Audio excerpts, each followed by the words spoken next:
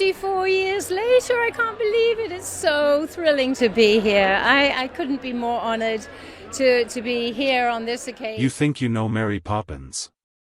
You've seen it a dozen times, maybe more. But what if I told you that the movie you love is secretly filled with shocking mistakes and bloopers that made it into the final cut? I'm talking visible wires, disappearing props, and continuity errors that will make your head spin. For more than half a century, we've all celebrated this Disney classic for its magic and its practically perfect nanny. But it turns out, perfection is a lot harder to pull off on a busy film set than it is with a snap of your fingers. The 1964 film was a masterpiece, blending live action and animation in a way that felt like pure magic. But underneath that magic is the fascinating reality of making a movie in the 1960s, an era before CGI could erase every mistake, and before a continuity gaffe could be fixed with a mouse click. What we're about to show you are the cracks in the veneer, the charming little flaws that are like a time capsule. They're not just mistakes. They're clues, a trail leading us back to the sound stages of 1963, revealing the secrets of how Walt Disney's team pulled off the impossible. So get ready to rewind, pause, and zoom in. We're counting down the most surprising bloopers hidden in Mary Poppins. You will never watch this movie the same way again. This one happens almost immediately. You know the scene. Jane and Michael write their own ad for the perfect nanny. Mr. Banks, being Mr. Banks, is horrified. He calls it stuff and nonsense, snatches the paper, and rips it to shreds, tossing the pieces into the fireplace. Case closed, or so he thinks. Of course, a magical draft sucks the pieces up the chimney, where they reassemble and find their way to Mary Poppins. It's the moment that kicks off the whole story. But here's where the movie magic gets a little fuzzy. Pay close attention when Mr. Banks tears the paper. He very clearly rips it into 8 pieces. You can count them. But when we get a close-up of the scraps fluttering in the fireplace, there are way more than 8. It's a blizzard of paper. Why the change? Honestly, it's all about the visuals. 8 little pieces of paper floating up a huge chimney probably just didn't look that impressive. So, for the close-ups, the crew likely tossed a whole handful of scraps into their effects rig to make the moment feel bigger and more magical. It's a tiny detail, but it's the very first hint that what you're seeing isn't always the whole story. Mary Poppins makes her grand entrance sliding up the banister, which is just about the coolest thing ever. Later, in a moment of pure joy, she, Jane, and Michael all slide down it together. It's a whimsical scene that shows how much she's changed the family. But was it really that effortless? If you look closely at Michael as he glides down, just for a split second, you can see something that doesn't belong. Peeking out from under the stair runner is a small, dark object with a wheel. That's part of the trolley rig the kids were likely sitting on to get that smooth slide. It's a blink-and-you'll-miss-it glimpse behind the curtain. Back then, they had to hide all the tracks and rigs with clever camera angles and set dressing. In this shot, for just a couple of frames, the illusion slipped, and we got to see the machinery behind the magic. Okay, let's rewind to the beginning, before Mary Poppins shows up. A long line of stern, sour-faced nannies has formed outside the Bankses' home. They all look unbelievably miserable. Then, a huge gust of wind, sent by Mary, of course, blows them all away, clearing the path for our hero. It's a great visual gag. But there's a hilarious secret hiding in that line of nannies. The production was short on female extras that day, so they had to improvise. If you look carefully at the nannies in the background, you might notice some of them have surprisingly sharp jawlines and broad shoulders. That's because several of them were actually men in drag. They threw them in the full costume, long coats, sensible shoes, and severe hats, and just hoped nobody would notice. And for decades, nobody did. It's not really a mistake, but it's a fantastic piece of behind-the-scenes trivia. It just goes to show you that sometimes, creative problem solving is the most important special effect of all. The Jolly Holiday sequence is a visual feast. Mary, Bert, and the kids jump into a chalk drawing and land in a cartoon world where they get waited on by penguin waiters. It was groundbreaking stuff. The penguins hand Mary and Bert menus to look over. And here's where things get weird. When they first get the menus, they're a light, rosy pink. You see them clearly. The scene cuts to a penguin waddling off, and when it cuts back to Mary and Bert a second later, the menus have magically changed color. Now, they're a much brighter, deeper magenta. What happened? This is a classic side effect of the long, painstaking process of mixing animation and live action. The scenes were likely filmed on different days or with different prop menus, and the colors just didn't match up in the final edit. The Step in Time rooftop dance is an absolute showstopper. Dick Van Dyke leads a crew of chimney sweeps in one of the most athletic dance numbers ever put on film. It's fast, complex, and involves a ton of sliding and jumping around on a hard set. To protect the dancers, the costume department gave them some hidden padding. If you watch the wide shots, you can clearly see Dick Van Dyke wearing dark knee pads. It makes sense, that routine was brutal. But then, in the middle of the number, the film cuts to close-ups, and the knee pads are gone. A moment later, back to a wide shot, and they've reappeared. This happens multiple times. They likely took them off for the close-ups to get a cleaner look, betting that nobody would notice in the chaos of the dance. And for almost 60 years, they were right. After Step in Time, everyone tumbles back into the nursery covered in soot.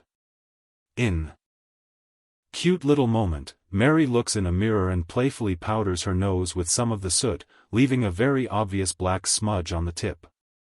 The scene cuts away to Mrs. Banks for a moment, but when it cuts back to Mary standing in the exact same spot, the soot on her nose is completely gone.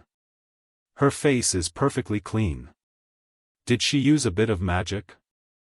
Nope, the film never shows it. This is a classic continuity error, probably because the shots were filmed hours or even days apart. In the rush of production, someone simply forgot about the soot smudge, creating a little jump in reality for anyone paying attention. Let's go back to the Jolly Holiday sequence, right before they jump into the painting. Bert is a pavement artist, and Mary and the kids are admiring his work. It's a lovely scene in a London park.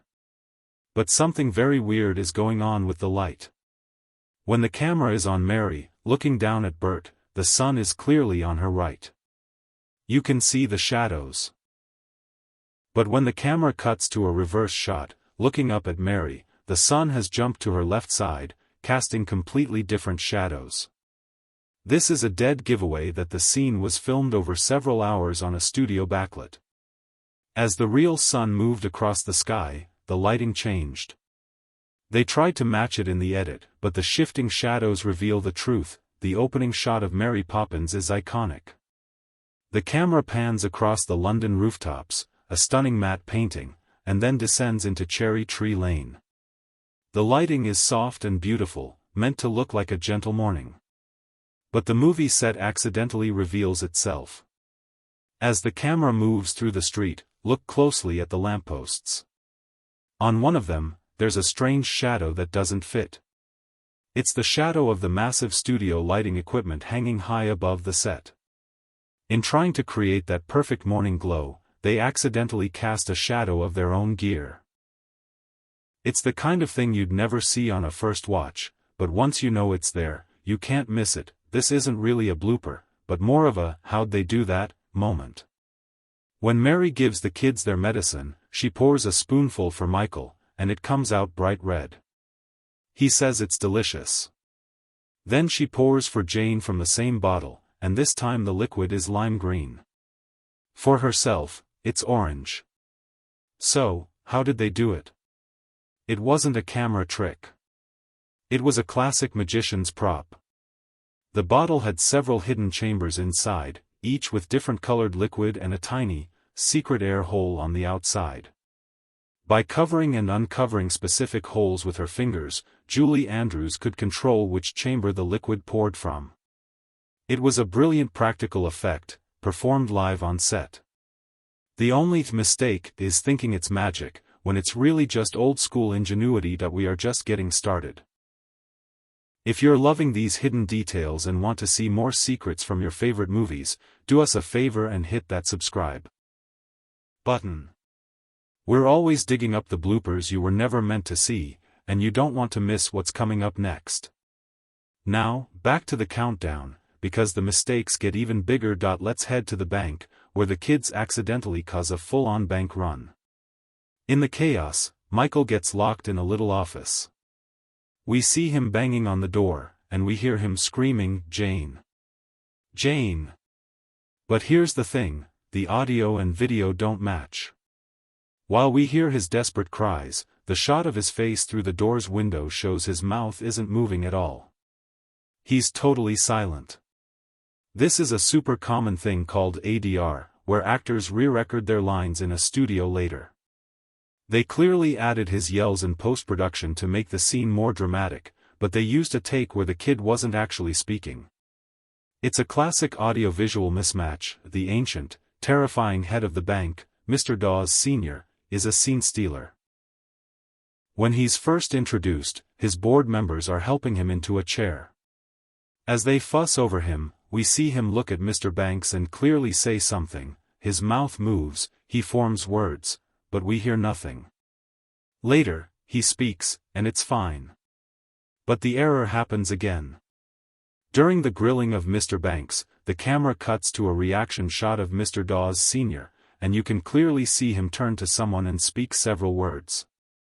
Again, total silence from him. The editor probably just needed a reaction shot and used a take where he happened to be talking, figuring no one would notice his mouth moving. But we noticed. The Step in Time finale is epic. The chimney sweeps finish their dance, and then Bert, Mary, and the kids take a running leap onto a cloud of smoke, which launches them back to their own chimney. It's a spectacular exit.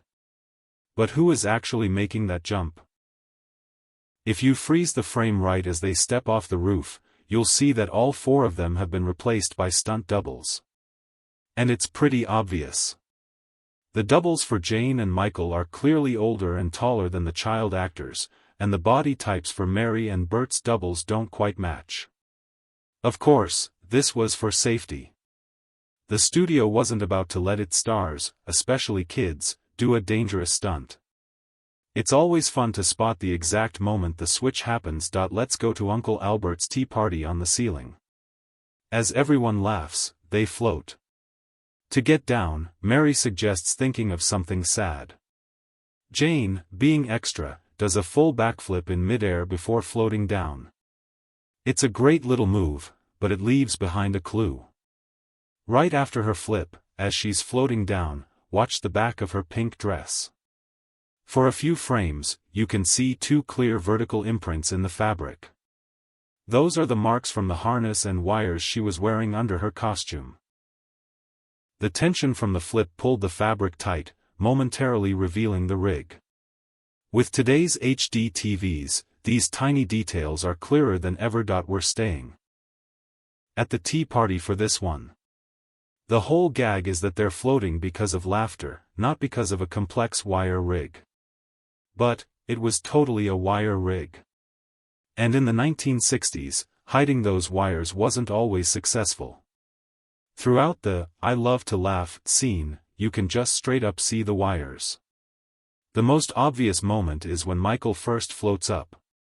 The thick, taut wires attached to his back are completely visible against the wall. Later, when Mary floats up, you can see hers, too. They tried to hide them with lighting and camera angles, but the evidence is right there. It's so charmingly obvious that it doesn't even ruin the magic, it just adds to the film's nostalgic appeal. From the very first time we see Mary Poppins, the practical effects are making a little cameo. She's sitting on a cloud high above London, touching up her makeup. It's a beautiful image. But look at her famous carpet bag sitting next to her on the cloud. You can clearly see thin strings or wires attached to it, leading up and off screen. They obviously needed to secure the prop bag so it wouldn't fall over, but the strings made it into the shot. It's a fun, early catch for anyone with a sharp eye and a pause button. One of the sweetest moments is when an animatronic robin lands on Mary's finger during A Spoonful of Sugar for a whistling duet.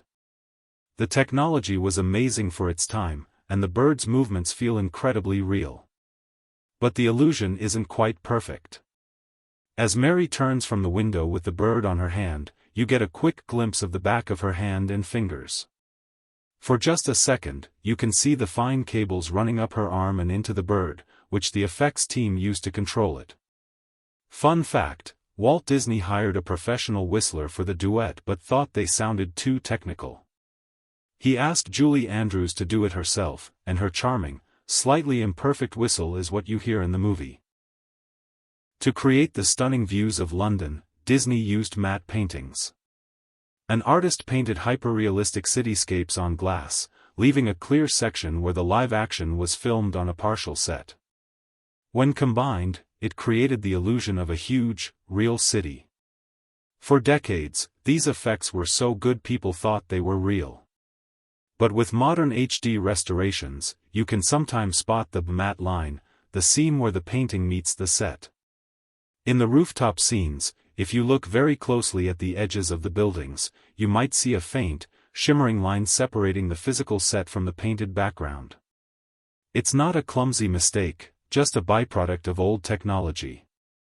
Seeing it is like finding a brushstroke on a masterpiece, it only makes you appreciate the artistry more. The Jolly Holiday sequence was made using a yellow screen, not the blue or green screens we use today.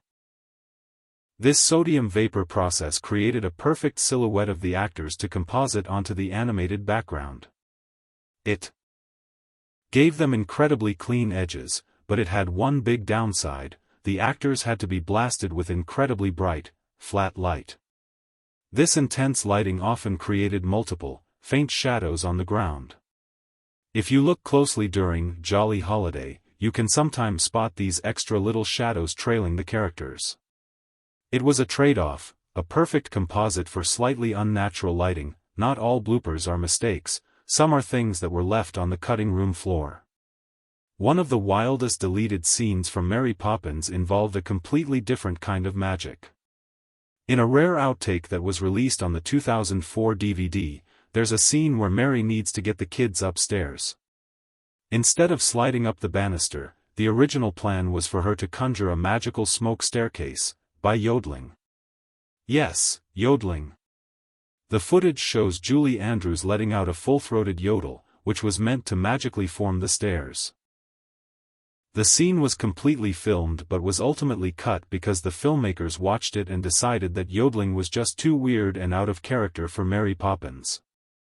They made the right call. The banister slide is iconic, but it's amazing to see what could have been.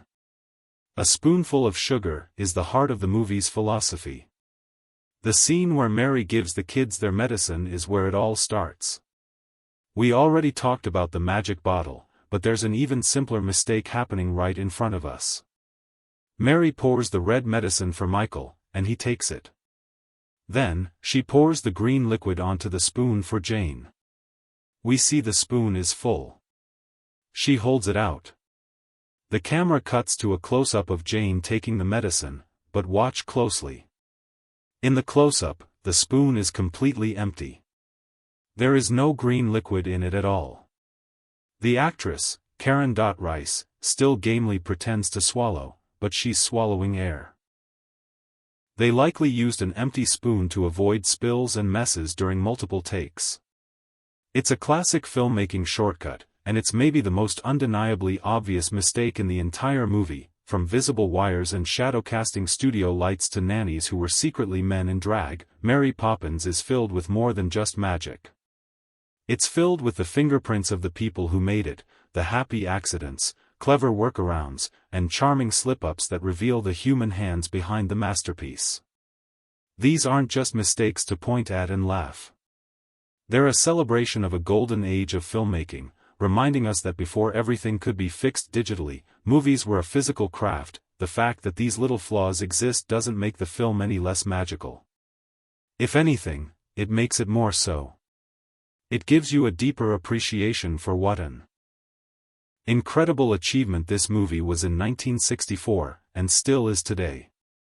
It's proof of the incredible skill it took to create a world so enchanting that we're still visiting it, and still believing in its magic, all these years later. So, what do you think? Did you ever spot any of these mistakes? Are there any other bloopers from your favorite classic movies that you've always noticed? Let us know in the comments below. And if you enjoyed this deep dive, make sure to like and subscribe for more secrets of the cinema. Until next time, keep your eyes open. You never know what you'll find.